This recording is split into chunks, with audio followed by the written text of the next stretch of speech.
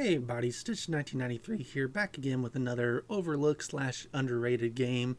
And today we're looking at Disney's Magical Mirror starring Mickey Mouse exclusively for the GameCube. And I feel like this is the wrong console this game got released on.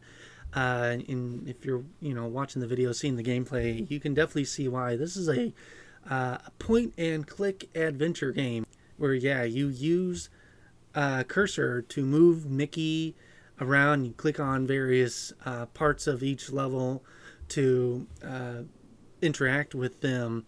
It was released back here in North America on August 13th, 2002.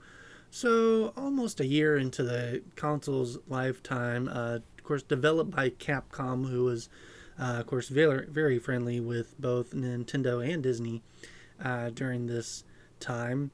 And the story is one night Mickey's asleep and he wakes up out into a dreamlike sequence, and there's this little mischievous ghost that traps him into the mirror. And I believe they use, or at least they copy the animation for Mickey entering the magic mirror with Mickey through the looking glass, sure, because it kind of looks like the same animation style there.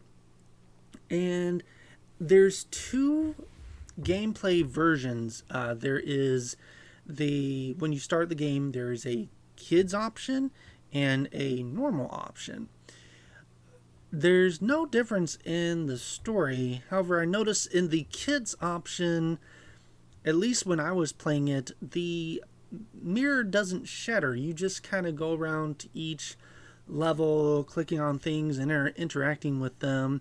You don't have to collect stars to do tricks or anything, or find keys. You don't even have an item pouch, really. So it's just kind of something, you can, I guess, sit down a 3 or 5-year-old, anywhere between there, and give them the controller and just let them click around the screen and let them have ball. In the normal version, though, is where the actual gameplay and story pick up. The mirror, titular magical mirror, gets shattered until I think there's about 15 pieces, if I'm not mistaken, maybe a bit more of that. And you have to go throughout this whole Luigi's Mansion type manner, finding each piece. Some of them are not so hidden. They're gonna shine, so you know exactly where to pick them up. But some of them, you either have to do a puzzle or move things around in the room for it to appear or fall from, atop a shelf or a chandelier.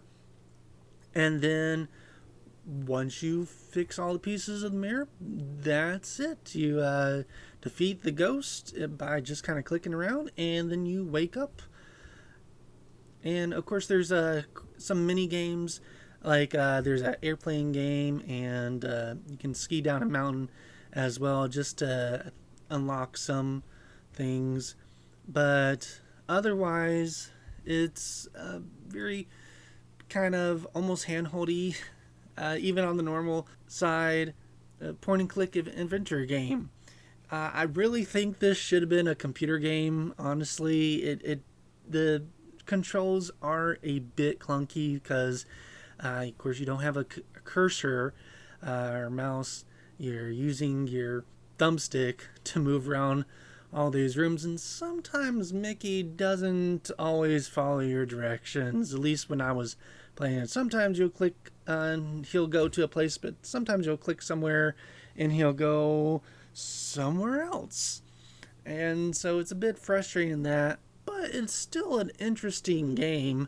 Shigeru Miyamoto is listed as a producer on this game, so he had his hand in this, and you can tell the level design definitely feels very Luigi Mansions, especially the first game with that kind of chunky graphics as far as like doors and tables and such. Feels, if you switched out Mickey with like Mario or Luigi, you wouldn't even be able to tell it was a Disney game, honestly.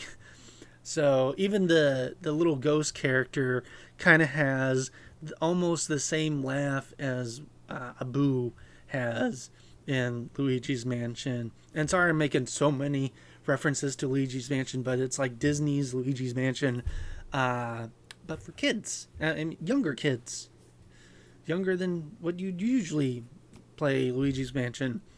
Uh, Luigi's Mansion Junior, I guess, or baby's first Luigi's Mansion, however you want to think about it. This is surprisingly one of the few GameCube games that's actually still pretty cheap to buy. I know uh, in recent years most GameCube games have kind of quadrupled or even more than that in price, but this one you can probably still pick it up for about 15-20 bucks complete and have a fun time. You can finish the game in about 2 maybe 3 hours, depending on if you want to do completionist run or not, because you don't have to have all the pieces of the mirror to complete it. I believe you only have to have about maybe half of them to get the ending. There's a slight different endings whether you get all the pieces or not, but it's, other than that, not much of a difference there. And of course, if you're a Disney fan or a Mickey Mouse fan, or you just have to have all the Mickey Mouse games, of course this is one you just gotta have for your collection, just because how unique and different it is from all Mickey's other side-scrolling or 3D platformer adventures.